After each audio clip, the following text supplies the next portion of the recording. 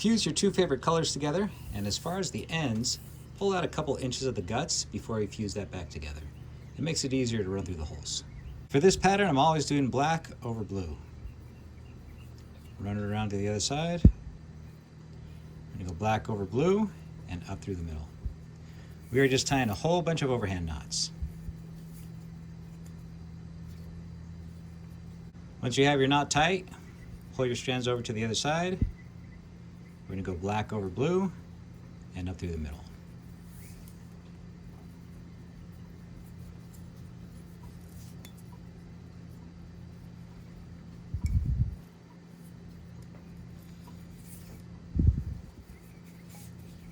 Just watch out for that blade, of course. Once we get to the end, we'll just run our cord through the holes there.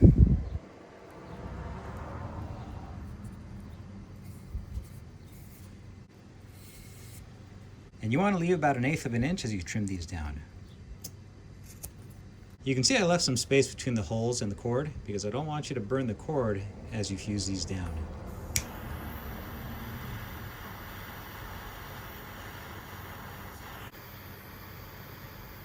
Our sheath is looking dry. Now we just need to polish it up.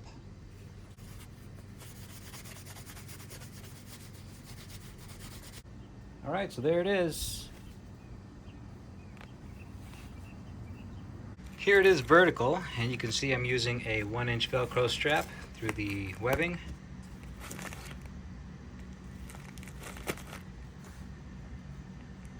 Now this is super exciting. This is the reason I used black and blue for the knife I just made. It's a sling bag custom made by Mike in Utah.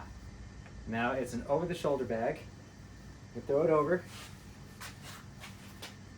And it's adjustable in a couple different ways. I can take this carabiner and clip it up through the webbing here, or I can adjust this friction buckle. When I need to grab something, I just flip it around and I can pull up the zipper.